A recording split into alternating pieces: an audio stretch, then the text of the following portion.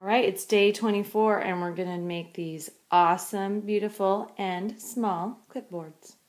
To start out, you'll need 4 things. You'll need some Mod Podge, and I got the matte style. You'll need a brand new spongy brush, a clipboard, and designer series paper, and you want to use a really nice thick brand. And I just cut this to match this clipboard. This clipboard is 6 by 9, so I cut my paper 6 by 9. I used double-sided, and I just cut off a little bit of the bottom so I could flip it over. Then I measured it at the top. I'll show you. I took my paper and I just measured it at the top and made a little mark, and then I came down with my cutter and I just tried it out a couple different times to see what would be the best fit. This one, actually, you can remove the clip, but you know what? It's just not that big of a deal to me. Okay, I'm going to show you how to Mod Podge. I do a 3-step Mod Podge. And the first thing I do is I Mod Podge the board. I Mod Podge the board. So there's 3 things I do. First, I Mod Podge the board, and this is always tricky when you've got the clip. So just get under it the best you can. Sometimes it will actually stick, and you can go back and fix some of this. And I actually like doing this small clipboard because you can get the whole thing really fast. And I like to do it so I can still see the white. If you can't see the white, then it's already drying. Okay, so the first Mod Podge is going to be on the board. Okay, then the second Mod Podge, I'm just going to move this for 1 second. You got to be quick because you don't want the Mod Podge to dry too much. Then the second one I just do on the paper. And this one I get really good these edges. And you can always go back and redo some of it, but I just like to be quick. Okay, so there's the first one. Mod Podge the board, Mod Podge the paper. Okay, the paper gets a little bit delicate once you Mod Podge it, so you need to be careful. And if you have the other style of clipboard, that is really cute as well.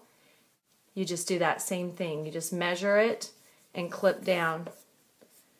Okay, so now I'm going to Mod Podge the paper for the bottom, and I'm going to do it on this side.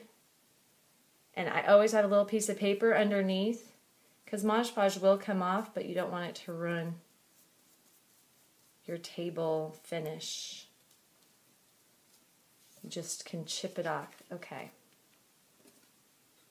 Now I've got some glue on that paper, so I'm not going to put this back down. Okay, I want the spiders going up. And so there you go. Okay, now I let this dry, usually for about 4 or 5 minutes. Not completely dry, but dry enough. And then I do the third step of Mod Podge, which is over the top. This is dried for just like 3 or 4 minutes, so it's not going to slide all over, and you just do a really, really thin layer. It might come out thick at first, that's fine. Then you just thin it out, and this is the marks that are going to be on it. Now, if you notice the corners right here and right here, you can't see that one, right there, see how they don't match up perfectly? I usually use a corner rounder on the paper, but this particular clipboard is not that rounded, and so it doesn't match the paper up perfect. Usually a corner rounder will, though. Okay, so you just make sure your lines look nice and pretty, and we will sand those edges. We'll sand these edges so they match perfect. Okay, and the one thing I do like to do is get these edges right up here a little bit more than anything else, because that's where it will tend to curl. It's right there. Okay, now you just let that dry. This is another one that I'm working on. It's always great to do these a couple at a time because you're going to throw away this sponge brush when you're done. After it's dried for a few minutes, now you can put some embellishments on it if you wanted to put spooky at the bottom or whatever. Okay, so what I'm going to do is I'm going to do 3-step Mod Podge one more time. And since this isn't totally dry, I'm just going to put a little tiny layer. Then this is what I'm going to put on it. So I'm just going to do a thin layer of Mod Podge on that. If there's too much Mod Podge, it will start curling and buckling and bubbling, and so you just want to put just the right amount on. So I'm going to put a little bit on this. And I never cut this till I'm done because I want it to fit just perfect. I'm going to line up these circles and it's going to stick, and then I just tap it on because you don't want to spread those colors. And then I just want to tell you really quick about these new punches that have lots of detail in it. I'm actually going to show you how to do this because this is actually tricky. Okay, you put your paper in, push down with your full body weight. Yeah, it's tricky. And then you can line it right up and you got to push as hard as you can. Like usually you're really relaxed about using your punches. If you don't punch these really hard because of all the little details, it will absolutely get stuck.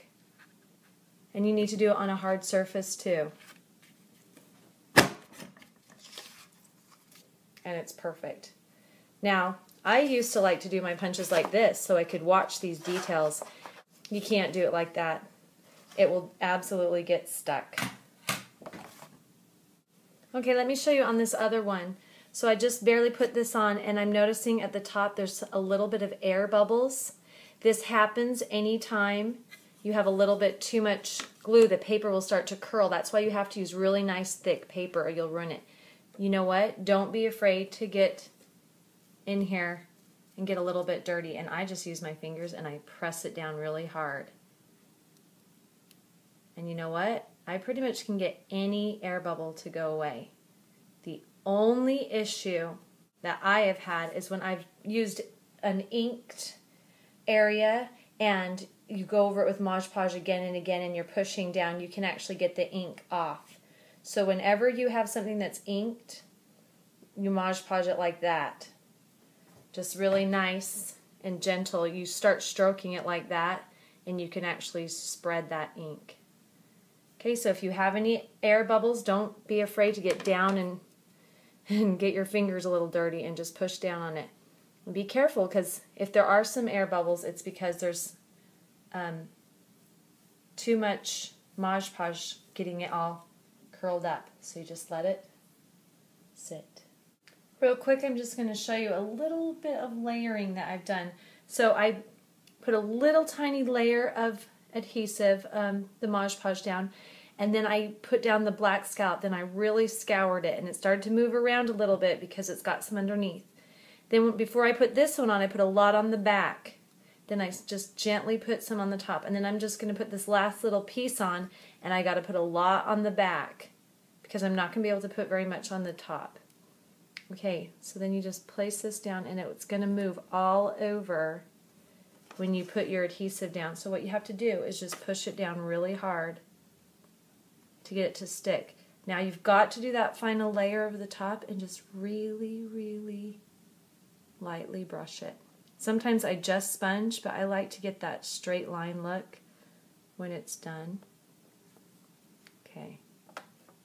Now you don't want to mess with it or that ink will smear. Alright, it's been about an hour and this is completely dried. You can see that it's pretty smooth. There were a couple air pockets and I just pushed them down really hard, and you don't really need to worry about it because they'll go down. Then what I do is I just take my scissors and I just do a little tiny clip. Even though this measured perfectly, you're still going to have a little bit of paper off the edge.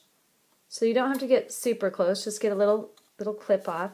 And then I'm just going to trim down this edge the best I can. Okay, this is what it looks like with me kind of trimming around these edges the best I can. You look at it on this side and see where there's some paper that might have come over. I mean, this is good enough, that little trim right there. And then I'll show you how to make it even. Well, this one needs a little bit.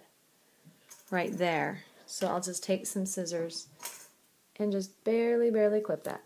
Okay, that's going to be good enough.